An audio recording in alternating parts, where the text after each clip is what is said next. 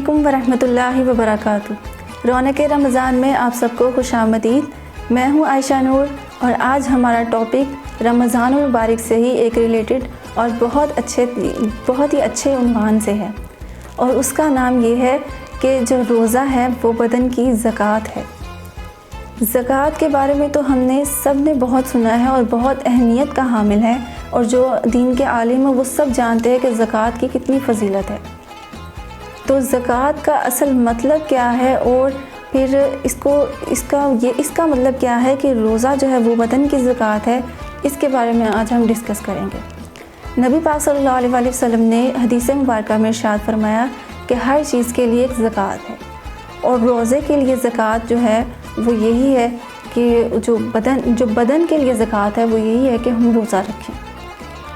यानी कि जो बदन है, नबी पाक सल्लल्लाहु अलैहि वसल्लम ने उसकी ज़कात रोज़ा बताई है। रोज़ा बदन की ज़कात है, इसका मतलब क्या है?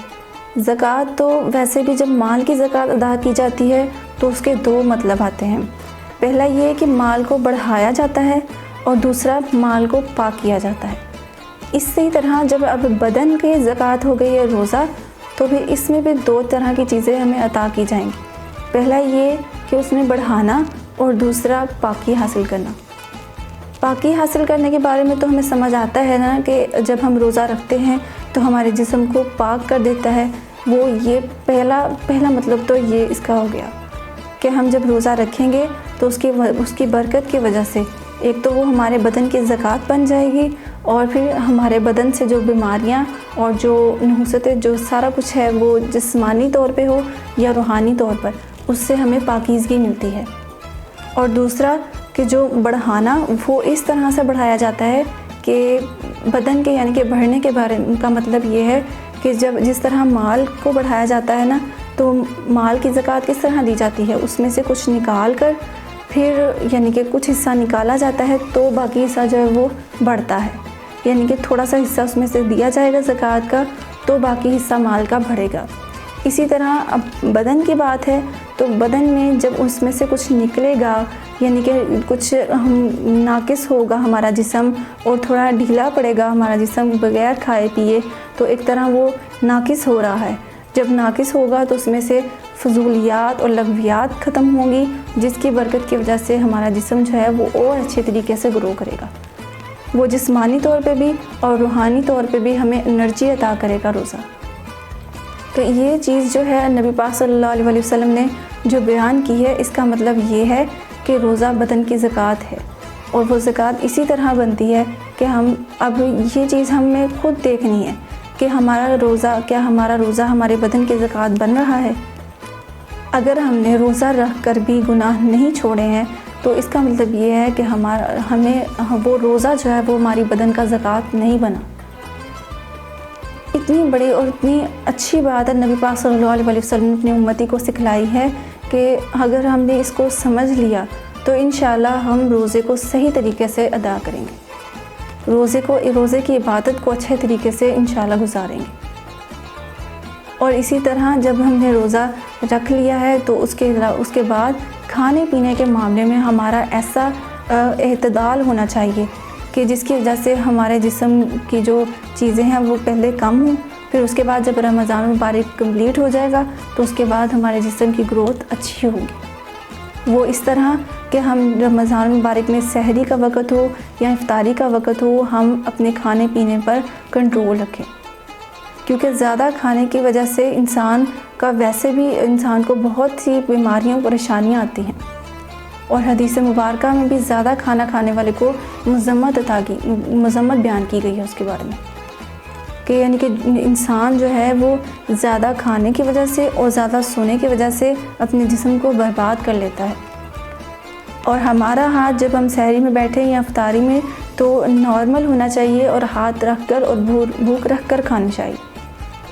ठीक है, सहरी में भूख रख कर नहीं खाएं, लेकिन इस तरह से खाएं कि रोज़ा आपको एटलीस्ट सेहत तो अता करे। ये फ़ायदा तो आपको मिले ना कि रोज़ा हमें सेहत दे रहा है। वो शुगर के मरीज़ आजकल बहुत हैं, बहुत सी परेशानियां हैं, ब्लड प्रेशर की बीमारियां हैं। ये सारी चीज़ें उस टाइम हमारी कंट्रोल होंगी जब हमारा खाने पर कंट्रोल सही होगा।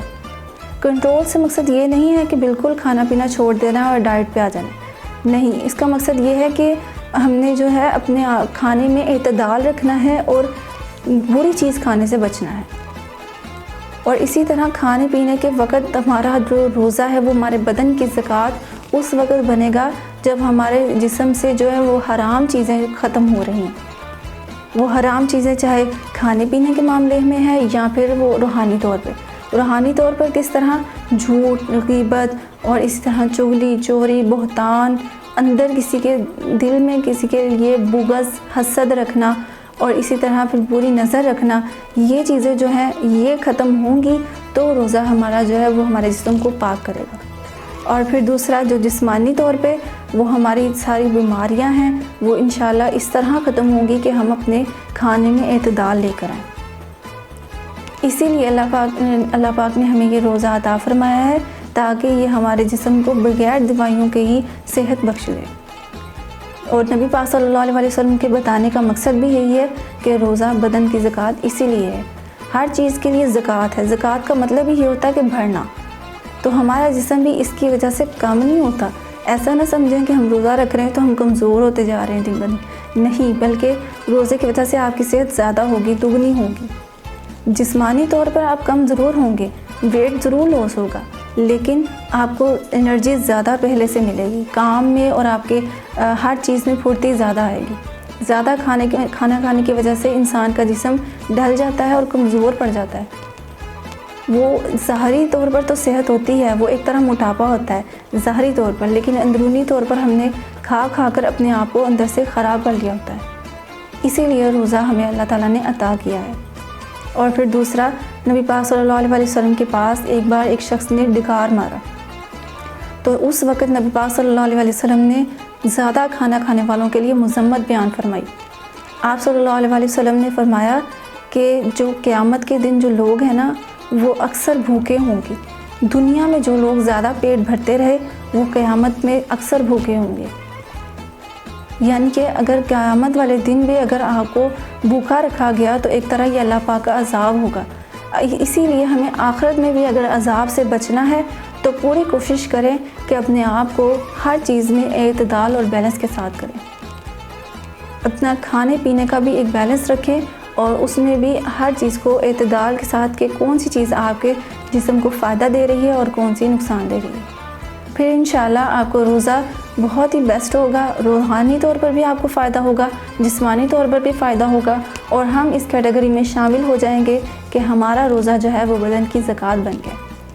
اللہ پاک سے دعا ہے کہ اللہ پاک ہم جو روزے رکھ رہے ہیں ان کی برکت ہمیں عطا فرمائے، اور ان کی رحمت اور برکت کی وجہ سے اللہ پاک ہمیں ہمارے جسم کی ساری بیماریوں سے شفا عطا فرمائے۔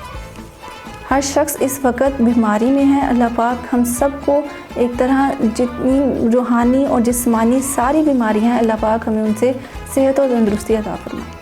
اور جو لوگ گھروں میں اور ہسپتالوں میں بیمار ہیں یا کسی کو لا علاج بیماری اللہ تعالیٰ کی طرف سے آئی ہے تو اللہ پاک ان پر بھی اپنا کرم فرمائے اور انہیں شفا عطا فرمائے۔ آمین۔ وآخر دعوانا ان الحمد للہ رب العالمین۔